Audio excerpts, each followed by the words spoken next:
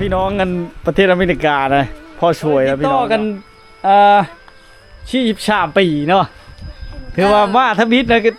ตื่นตันใจนะชุเล่าได้ให้ล้านเล่าพอได้ยินนะให้เลยจำนี้นะอายไปบ้านนะจำตัวน้อง จำนี่ขอบใจนับเบิ่งได้ตัวนี้น่ะนับเบิ่งก่อนนี่นับประเทศอเมริกานะไผจะไปบ่เราเฮ้ยถามเพิ่นได้เงินติดแล้วบ่สัญญาณแห้งเนาะอยู่นี่กันเนาะเขามาฮอดแล้วเงินแต่เขามอบเพิ่นแล้วนี่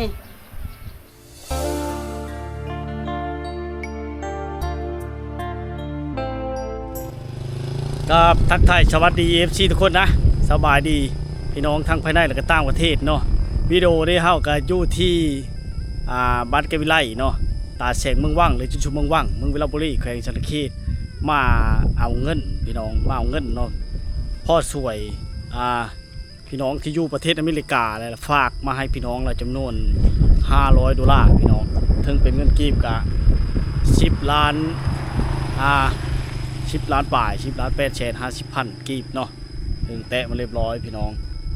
ถือชงเงินขึ้นกับมันชิดได้หลายก็ดีได้ถือชงเงินลงกับชิลุดนะเอาตามเล่นเงินแต่เฮากับบ่ได้ในนำประสงค์เนาะที่ว่าให้เพิ่นใช้น้ำมันเนาะเฮาก็บ่ได้อยากเอาแต่เพิ่นเพิ่นให้เนาะอีพอกะให้$50เพิ่นโอนมา$550นะพี่น้องก็ดีมุกดีใจหลายๆที่มีพอสวยพี่น้องทั้งประเทศอเมริกาที่ตามหามา43 ปีที่บ้านท่ากุแค้นพี่น้องบ้านเกิดเราเนาะเมืองไชบัวทองแขวงคำโมนเฮาก็สิได้ไปมื้อนี้แหละสิได้ไปอีกครั้งพี่น้องบ่ฮู้ว่าสิพบพี่น้องแล้วหรือบ่นะพี่น้องเราคือสิดีใจแห้งเล่าก็อาจจะติดต่อบอกเลยนะเพราะว่าการติดต่อเขาเจ้าก็ได้แล้วพี่น้องเดี๋ยวเฮามาอัปเดตเส้นทางไปนำกันเนาะเดี๋ยวไปก็เลยพี่น้องเฮาก็ดีใจหลายๆที่ได้มีหุ้นส่วนแล้วก็ประกอบส่วนเป็นสะพานบุญในครั้งนี้เนาะเดี๋ยวไปก็เลยทุกคนมื้อนี้ก็สิอัปเดตเส้นทางแต่จุดสุมเมืองวังเนาะหรือตาแสงเมืองวังบ้านแกวิไลผ่านโขบ้านแกวิไลมาแล้วเนาะได้จะมีทางยางไปฮอดผู้แหละโขพายนาเตอร์วัดพระเจ้าองค์แสนแล้วก็ผ่านโขแม่น้ำเซน้อยพี่น้องผ่านโขแม่น้ำเซน้อยอยู่บ้านนาเอะเนาะผ่านโขเซน้อยอยู่บ้านนาเอะแล้วหลังจากข้ามมาก็จะเป็นบ้านนาเอะอะไรทุกคนสองภาคข้างทางบางเบื้องซ้ายเบื้องขวานี่เนาะแวะไปเบื้องขวาจะเข้าสู่หมู่บ้านนายมเขาจะลัดชื่อมาบ้านนาเอะนี่ไปทางเป็นทางแดงธรรมดาได้เป็นมีอะไรพี่น้องเลยแนมไปไกลๆจะเห็นวิวภูเขางามๆทางบ้านธาตุไปทางบ้านนายมเนาะที่เมืองวิลาบุรีแขวงชนเขตนะเขาเดินทางจุดมุ่งหมายปลายทางกันนั่นก็คือบ้านท่ากุแค้นเมืองไชบัวทองแขวงขโมนแล้วก็จะผ่านวิทย์บ้านนาเอะแล้วก็ผ่านป่าผ่านดงพงไผ่เนาะเขตนี้นี่บางบ่อนก็ยังมีป่าไม้ที่ยังคงอุดมสมบูรณ์การสัญจรก็จะเป็นรถจักรโชลายรถจักรมอเตอร์ไซค์นี่แหละผ่านป่าผ่านดงเนาะแล้วก็ผ่านทุ่งนาปีนี้แห้งแล้งหลายพี่น้องอันนี้จะเป็นห้วยน้ำแจ๊เนาะไกลชีอันครึ่งหมู่บ้านนาสู้นะกับหมู่บ้านนาเอะนี่แหละพี่น้องห้วยน้ำแจ๊นี่เนาะผ่านป่าผ่านดงแถวนี้ป่าหน่อไม้หลายหากินสะดวกสบายอยู่เขตนี้พี่น้องเลยขันพูเลอร์ดูหาสะดอกได้ทางกระทางแดงถ้ารถใหญ่มากนะก็ขี้พุ่นไงกุ้มพี่น้องนี่แหละเป็นสภาพเส้นทางฝนตกก็เธอทางนะมันสบายแน่ถ้าฝนตกลงมาเนี่ยก็กุ้ยมีเชอร์เว้าพี่น้องทางเป็นขี้ตุ่มแน่นอนเนาะกลายไปแล้วกลายไปอีกถือว่า43 ปีที่ชุมลาวไม่ได้พบกันบ่ได้ติดต่อกันคาดการติดต่อนะพี่น้องทางอเมริกาเนาะครับพี่น้องทางฝั่งลาวก็หายตัวไปตั้งแต่พอแล้วจุดที่สงครามอย่างต่างๆพอเลยหรือว่าก่อนปากสงครามนะแต่คาดติดต่อญาติพี่น้องทางประเทศอเมริกานั่นนี่บ้านนาสู้เนี่ยก็เจ้าเริ่มดำหน้าอะไรทุกคนนี่มุ่งหน้าเข้าสู่บ้านนาสู้เนาะบ้านนาสู้นี่ก็เป็นหมู่บ้านหนึ่งเป็นชนเผ่าผู้ไทยที่ห่างไกลซอกลีก บ่ค่อยมีผู้ใดมาเที่ยวมาชมมีแต่ข้าพเจ้าเองนี่แหละเคยมาถ่ายทำอยู่พี่น้องจะตั้งอยู่ในโน่นผู้ได้โน่นผู้หรือเนินผู้นะไปทางชื่อทางลัดมื้อนี้บ่ได้ไปทางโค้งพี่น้องเริ่มมีขี้พุ่นแล้วบาดนี้ออกไปนี่ก็จะเป็นนั่นทางเพิ่นกำลังสร้างใหม่ลัดจะทางเพิ่นสร้างใหม่นี่พี่น้องเครื่องกุญจักรวุ่นวันอยู่ถ้าฝนตกมานี่ไปโอ้ยมีว้าวพี่น้องทางดินแดงมันติดตีนรถจักรมอเตอร์ไซค์เนาะยากลำบากทุกคนเขาเจ้ากำลังโปรแปลงทางบ้านเมืองมีการพัฒนานี่แหละได้เห็นหลายมองหลายบ้อนที่เท่าไปเที่ยวชมภาพบรรยากาศวิถีชาวบ้านหลายบ้านหลายเมืองหลายแขวงเฮาก็ได้โอกาสไปทั้งเลิกก็ไปพอได้เงินใช้น้ำมันลดเล็กน้อยก็ไปพี่น้องย้อนความมักในธรรมชาติมักเที่ยวมักชมได้เพิ่นกำลังดัดแปลงนี่ครับฝนตกนี่ขี้ดินจะมาตีโลดให้เธอไปยากได้เส้นทางนี่พี่น้องมันเป็นขี้พุ่นยามแรงกะยามฝนก็เต็มแต่ขี้ตมเป็นธรรมชาติของบ้านเฮาชินเคยแล้วพี่น้องเพิ่นมาอยู่ก็ม่วนไปอีกแบบทุกไปอีกแบบเนาะถ้ามีความสุขอยู่เฉลิก็สุขกายสุขใจเด้อนี่แหละพี่น้องประจนภัยมื้อนี้ก็ได้เดินทางไกลใช้เวลาอยู่ประมาณ30นาทีไปแหละพี่น้องครึ่งชั่วโมงระยะทางก็30กิโลนะเอาเดินทางไปทางบ่ยากเพลินเนื่องจากว่าฝนบ่ตกปีนี้ฝนแห้งแล้งพี่น้องการสัญจรก็เริ่มเห็นรถใหญ่ได้เนาะมาฮอดหมู่บ้านน้ำดิบนี่พี่น้องเนาะหมู่บ้านน้ำดิบนี่เป็นหมู่บ้านที่มีบ้านบ่หลายเด้28หลังคาหรือ30หลังคาหนึงเป็นชนเผ่าผู้ไทยอีกนี่ก็ไปบาทนี่ขี้พุ่นพี่น้องเอ้ยหมอกควันมาแล้วแนมทางก็บ่เห็นเลยได้ค่อยไปนี่แหละพี่น้องย่านแต่รถใหญ่เลยกายมากนะเต็มแต่ขี้พุ่นนี่แหละบนทางบ้านเฮามันเป็นปกติได้พี่น้องเอ้ยเพิ่นก็กำลังมีการพัฒนาต่อไปเนี่ยอาจจะได้ทางอย่างนะคิดว่าได้ทางอย่างก็ดีพี่น้องเนาะชมวิวธรรมชาติบรรยากาศในยามบ่ายๆไปพร้อมๆกันเนาะได้ทางนี่ก็จะเป็นทางลัดได้นี่พี่น้องเอ้ยทางชื่อที่ชุดแล้วที่เฮาลัดมาเนี่ยเนาะถ้าฤดูฝนคักๆนี่ก็จะมาบ่ได้ทางนี้น้ำท่วมทางพี่น้องต้องได้ไปทางไม้มันมีสายห้วยสายห้องหลายที่เฮาได้เดินทางเนาะตอนนี้เฮากำลังฮอดขอบเขตของแขวงคำโมนเลยนะในผ่านแม่น้ำนี่ไปตัวแม่น้ำนั่นทางจะเข้าสู่บ้านปากโวยบ้านนักกระบอกแม่ทางหวานจะเข้าบ้านนักกระบอกลัดชุดแล้วก็ได้ไปทางบ้านพ้นคำบ้านน้ำโมลัดชุดอะไรนี่เราได้ไปธรรมทานเนาะบ้านป่าผ่านคนไทยดีใจนำพี่น้องอเมริกาอยู่ที่นี่ที่เพิ่นกะเห็นญาติพี่น้องเนาะได้เห็นได้เบิ่งได้ชมแล้วก็ได้ฝากเงินมาเฮอชุมลาวก็คือจีดีใจขนาดบางครั้งกะเงินกีบ1 2กีบเนาะบาท1 2บาทดอลลาร์1 2ดอลลาร์ก็มีค่าพี่น้องมีความหมายย้อนญาติพี่น้องเลิศเนื้อเชื้อไข่เดียวไปอยู่ชิเลอก็ยังคิดฮอดบ้านยังคะนิ่งยังเป็นห้องเป็นใหญ่ยังอะไรอาวรยังคิดฮอดคิดถึงฮักแพงเช่นเก่าเช่นเคยเนาะนี่เป็นหมู่บ้านน้ำกระปอเด้อพี่น้องเนาะนี่อันนี้เป็นโขข้ามแม่น้ำกระปอโขข้ามแม่น้ำกระปอบ้านน้ำกระปอเมืองชัยบัวทองแขวงคำโมนยาวได้ยาวพี่น้องเนาะ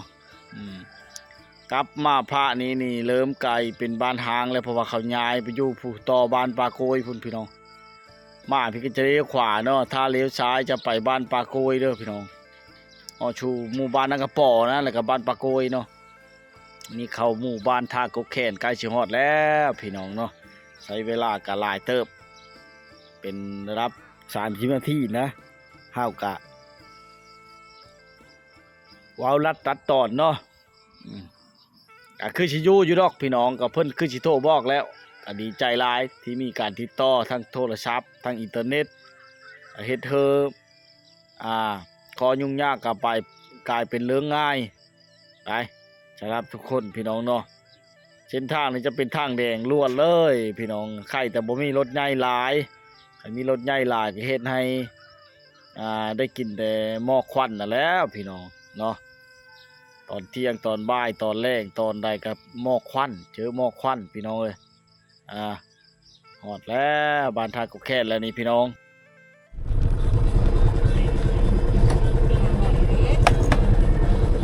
มาฮอดแล้วพี่น้องเฮิรนปาติ้งเนาะทุกคนเนาะเดินทางมากกันตอนเที่ยงๆบ่ายๆตอนเด็ดๆฝนก็บ่ตกเนาะเห็นได้เนี่ยกำลังชาตินะสบายดีอยู่ดีมีแห้งบ่อยู่ดีมีแห้งหลานเอาหลานบ่ทันได้ดำหน้าบ่สิเจ้ากะกินดุนใช้ย่างได้บ่ทันได้ดำยังไม่ดำให้ดำหน้าไม่ได้ฝนนี่ละเขาถ้าได้น้ำพายเชื่อเขาดำอยู่ชานคลองบ่นี่นะชานคลองเฮ็ดใหญ่เนาะนี่แหละพี่น้องกันประเทศอเมริกานะพ่อช่วยแล้วพี่น้องเนาะเพิ่นก็ถือว่าเฮาก็บ่ได้เอามาอัปเดตเลยแต่เพิ่นก็หายหน้าหายตาไปเนื่องจากว่าติดภารกิจเนาะก็บ่ได้มาเลยเห็นตามหาพี่น้องมาเจอกันแล้วก็มื้อนี้ก็ได้โอกาสดีเนาะที่ได้เพิ่นพากเงินมาผ่านบัญชีว่าวงคนไทยบ้านเนาะก็เฮ็ดให้ได้เดินทางมาอีกครั้งนะมามอบเงินให้ลาวจำนวน$500เนาะแต่ว่า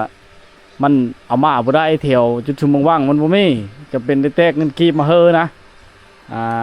เงินจะมีจำนวนอยู่10,850,000กีบเนาะตามบินก็มีหลักฐานอยู่พี่น้องเอ้ยแล้วเฮาก็ว่าสิบ่เอานั่นจะคีบแล้วบ่เอานำเด้อพ่อเด้อบ่ได้ว่าจังดอกเพิ่นว่าบ่ได้เด้อว่ะเพิ่นให้ตั้งหาแล้ว$50เฮาน่ะให้$50กับล้านนึงล้านกีบถ้าเป็น100นึงแล้วมันจะไล่ช่องล้านเอสปลายนี่แหละว่าช่วงนี้เงินมันก็ขึ้นมันลงเด้จังซี่แหละคนมุกช้ามันลุง เขาไอ้ดำได้ใช้อยู่เฮิดเราพุ่นเลยเนาะไอ้ดำมันอยู่เฮิดเพิ่นแม่เพิ่นไปหาร้านแล้วใช่บ่โอ้ไปหากินบ่นี่แหละเฮิดเราเฮิดปาเต็งพี่น้องประเทศอเมริกาเธอว่าบ่ได้ติดต่อกัน23 ปีเนาะถือว่ามาทบิดนะก็ตื่นตันใจน้ำชุลาวได้ให้น้องโทษทั้งให้นี่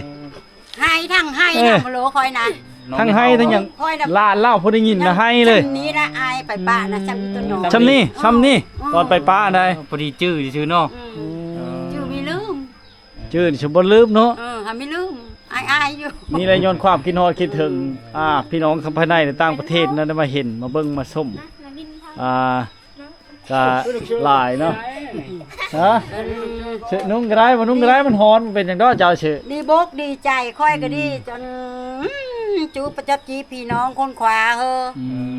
ค่อยก็ดีบกดีใจลาวก็มืดทางได้ติดตามมันติดต่อหายูทูบเบอร์หลายคนก็บ่สามารถไปได้ว่ามันไกลว่าบ้านท่ากุเคนก็จำเป็นนั่นแหละจำเป็นมันจังเนี่ยสินั้นละหมดทางนะ43 ปีตั้งแต่ออกแต่บ้านแล้วขาดการติดต่อเลยคิดว่าเราเสียชีวิตแล้วนะทางนี้กันเนาะไปตั้งแต่ปีนั้นบุญบอก1900โตเตปางสงครามยุทธแต่ปางสงครามยุทธ1975-76แล้วแถวนั้น76-77ประมาณนี้แหละอ้ายไปได้ไปเนี่ยปีนี้กับ3ปีหน้ามากกับเฮาอยู่บ้านนี้สงครามยุทธแล้วก็บริกรรมมันรักกับเท้าแล้วว่าบ่สามารถมาได้นะมึงทีน้องหลายคนก็ถามในนั้นเนี่ยนี้เนาะเป็นยังคือมาเยี่ยมมายามเห็นได้ทางนั้นก็มีครอบมีครัวเนาะอีกอย่างการใช้จ่ายมันก็หลายบ่ตีเลยเนาะไปเฉลยเลยลุงนะมอบเงินให้ได้บาทบ่ว่าหลาย จะได้ยังโทรหาแล้ว เพื่อนบ้านอันบุ้งมาฮอดอะไรโทรหาอ้ายนะน้องจ้า โทรหากันได้อยู่สบายเนาะเออ แอนมื้อนี้กะน้องแอนแม่แอนคือว่านี่กะแอน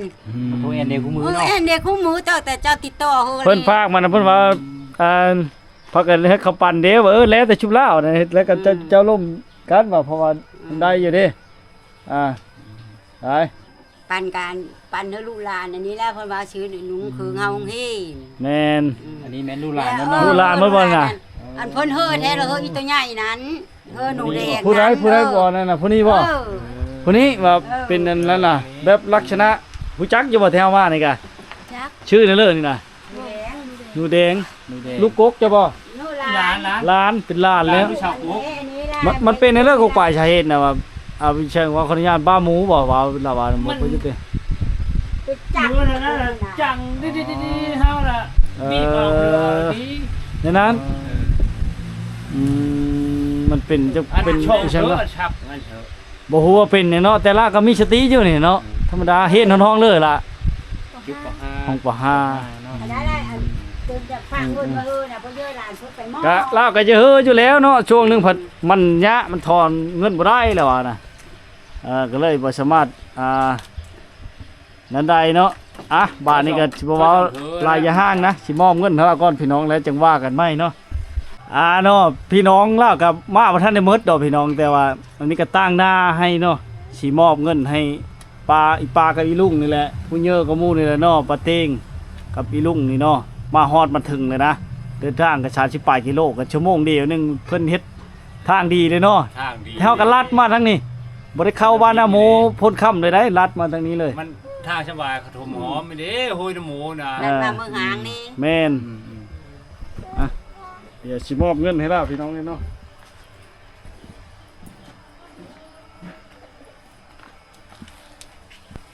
ป้าคนนึงสูงคนนึงต่ำมันมีข้างแบบนี้ ได้ได้อยู่ได้ ได้อยู่ได้อยู่ เห็นป่ะ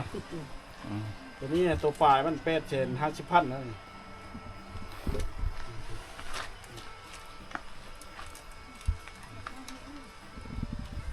ตัวนี้นะขอบใจ50,000กีบตามจำนวนนับเบิ่งได้ตัวนี้น่ะนับเบิ่งก่อน นับเบิ่งก่อนได้แต่ว่า ร้านนั่นนะ แล้วก็นับแล้ว อันจุเฮอก็นับแล้วครบนะ อย่ามันพลาดเนาะ คันละล้านเนี่ยจำพลาดนับเบิ่งได้นี่แหละมาฮอดมาถึงแล้วเด้อพี่น้องอันนี้ระญาติพี่น้องทั้งประเทศอเมริกาเนาะเพิ่นไปแต่เกิดสงครามแต่กี้คือว่าแหละภัยก็บ่อยากให้มันเกิดดอกชิงที่มันเกิดมันเป็นแต่ย้อนความกินฮอดย้อนเลือดเนื้อเสือไข่เนาะมาเพิ่นก็ยังให้เป็นสะพานบุญเฮาอยู่ก็ดีมุกดีเจอได้หลายเราภาคมันในจำนวนอยู่$500ได้อยู่10,850,000กีบตามจำนวนเลยมันคำมันขึ้นกว่านี้มันสิได้หลายกว่านี้มันสิตกอยู่100 2ล้านช่องพุ่นบ่ได้ มันลุงแล้วเนาะ ลงขึ้นมันลงแต่ละมื้อบ่คือกันเด้เลขเงินอันนี้ เล่มให้มันลงเลท เนี่ยเงินบาทนะน้องเงินน้อยลงน้องเงินน้อย วัน ล นี้ ง เพิ่นอยู่จุ่มว่างๆก็หายากเงินลายเยอะยากเด้ นั่นล่ะ สมัยมีได้เนาะ แน่นเยอะยาก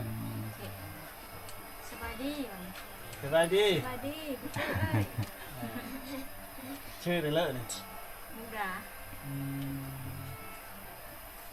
อันนั้นหนูแดงอันนี้สีช้อยอันนี้เสียงเพชรหนู บ่ แด คือง จะไป เสียง นะ เพ พี่ ชร ลุง สี บ่ ช้อย ไปจะไปนะพี่ลุงนะอยู่ พ่อตา อันประเทศอเมริกานะไปจะไปบ่เราเฮอถามเมื่อใด เพื่อละไป เลิกสิไปชื่ออะไรผู้ดำๆนี่บ่ดำเก่งเนี่ยบอกผู้นี้แหละผู้ว่าอเมริกามักได้น่ะ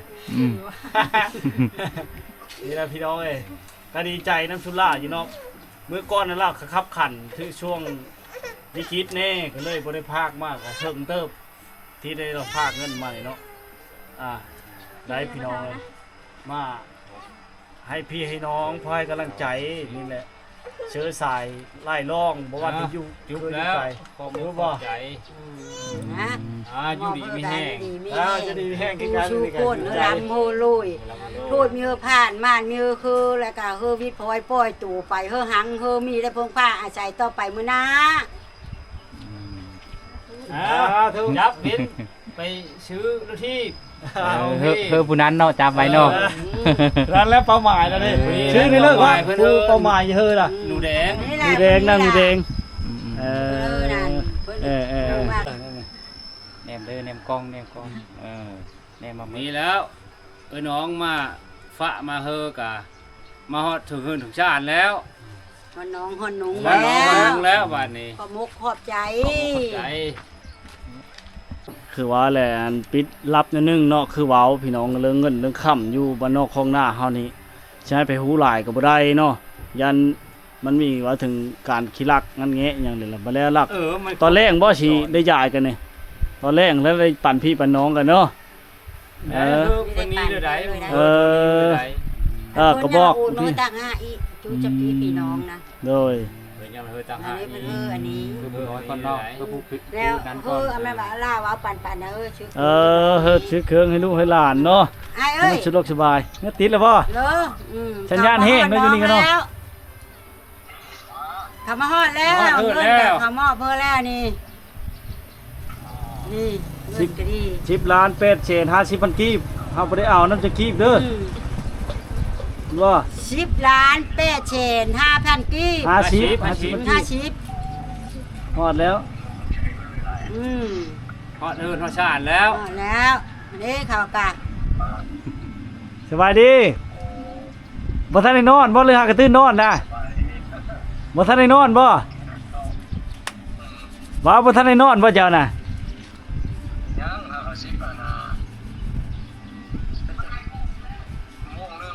ป้าเตอบ่ายโมงก็คืนยังบ่ได้นอนอยู่แล้วไปหาใน3 โมงแรงเลยเนี่ยแต่คอยอัน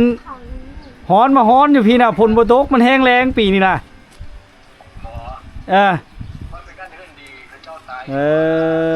มาฮอดมาถึงเด้อพอเด้อเฮาก็โอ้ดีใจหลายๆอันบ้านนี้แถวเมืองวังมันก็บ่จะมีเงินเนาะก็เฮ็ดเธอยุ่งยะได้ย้อนอันหารขาและปิงเงินตาเขาเจ้าหำปัญญาดอกอันนั้นตัวเชียร์นะเชอตัวเจ้าเฮานะเฮาก็ไปเชียร์เอาเลยเป็นไง เฮาให้เต็มเลยชุลาเฮาก็ดีใจอีหลีรอที่ได้มาเห็นห้อยยิ้มความขึ้นฮอดเนาะแล้วก็ดีใจเขาปาติ้งก็ได้เขาปาติ้งเขาปลายลุงลูกหลานก็กับบริมาเมิดพี่น้องก็มาแต่จำนวนหนึงเนาะเพราะว่าบริโทรบอกเขานี่ก็มากก็เพราะว่ามีแต่บอกเจ้าไปโทรบอกเขาดิฮอดเลยเด้อพี่พ่อเด้อพ่อช่วยเด้อแล้วเจ้าจะได้มีแห้งเจ้าลบแล้วถือว่าโทรหากันคู่มือเลยบ่ ถูกมึง ตัวสาวตัวแรกเลยบ่ เป็นความดีใจเนาะ แต่คอยมันมีเป็นแต่โทเป็นคุ น้อง ย เคยดิ มีเป็นแต่เว้านั่น จักสิว่าเรื่อยๆเนาะบ่ผู้ใดสิไปนำอีลุงนี่ฮะมีบ่ผู้สิไปนี่ไปปัญญาไปน้ำพ่อตาบ่ ไม่ได้แล้ววันใหญ่ ไปอยู่พุ่นละหาเงินหาค่ำได้ไปพุ่นใด ไปยา มันหาเงินง่ายกว่า ไปแล้ว ก็บ่ยากปานใดคัน ทำมาบ่ อายุ18ปีแล้วเชื่อมันก็สิง่ายอยู่ ยังง่ายนะพ่อลูกชายไปผู้ลูกชายอยู่แต่ไทย ต้องหาเงินให้ได้รับ7-80 ล้านเพิ่นจึงไปได้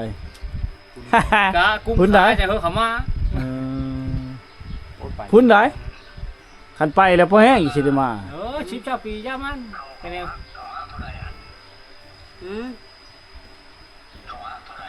จังแล้วเขาฮักเท่าไหร่แล้ว บ่ได้ฮัก เขาไม่ได้ฮักเลย เขา ได้ ไม่ฮักเลยได้บ่อายเอ้ย เขาบ่ได้ฮักเพราะว่าตัวฮักตัวเชียร์50,000เฮาเอาเงินตัวเจ้าเฮอเฮานี่เฮาเชียร์แล้วนั่นน่ะบ่เป็นหยังดอกโอ้ย 50,000นึงว้าวเฮาเบาอยู่แล้วนะเบาอยู่เฮาก็ดีใจแล้วได้มานะครับ มันไม่เอาเพิ่นไม่เอา บ่ได้เอานะเฮาก็ดีใจแล้วดีใจรีรอแล้ว เพิ่นสนับสนุนเลย เ ยังเฮียนอยู่บ่ผู้นี้น่ะผู้ดูแดงน่ะ จุ๊บป .5 สิขึ้นม .1 เลยเนาะ ปีหนึ่งมาที่บ่หนึ่ง ไปเฮ็ดอยู่เฉลิมม .1 น่ะ นี่นะนี่ก็คือปั๊มน้ำมันนี่นะปั๊มน้ำมัน มสปากกุย ห้องเฮ็ดในเฮานี่ฮอดแต่นห้องประถมบ่ ได้แล้ว ฮอดป .5 ป .6 ป .5 ป .5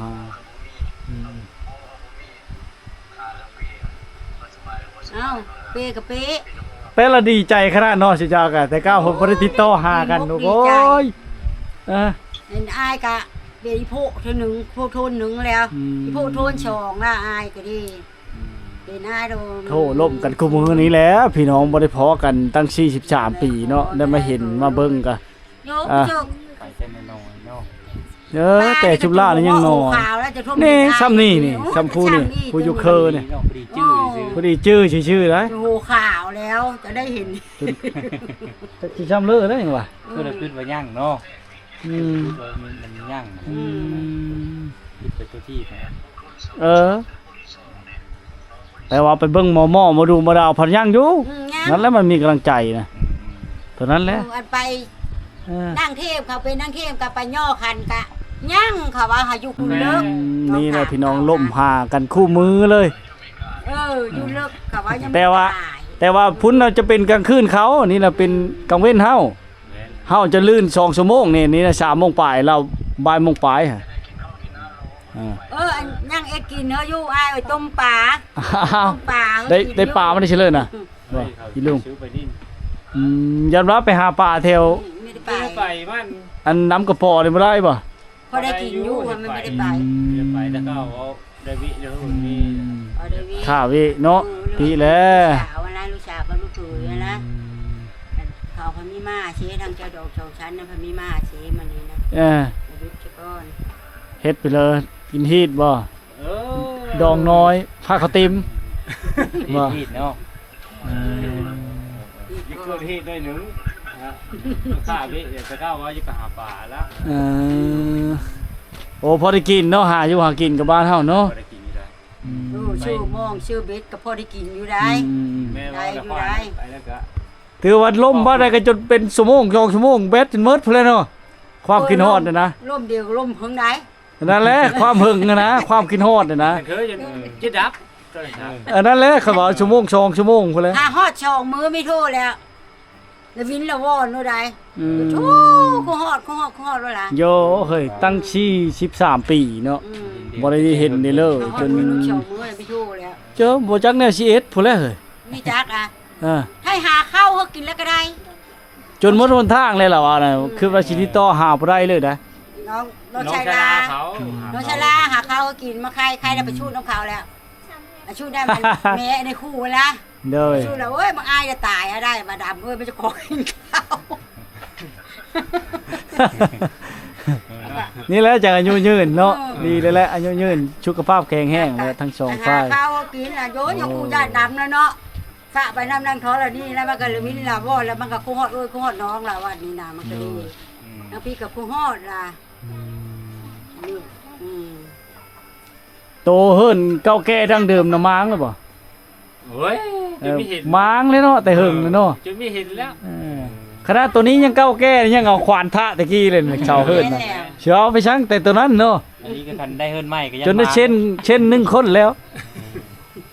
นี่ก็เกือบม้างน่ะได้เฮิรนหลังนั้นแล้วนี่จะเว้าบ่ได้ตัวนี้ก็ เพื่อนลูกสาวเพื่อนปลาเพื่อนนุ่งยังไม่ได้ได้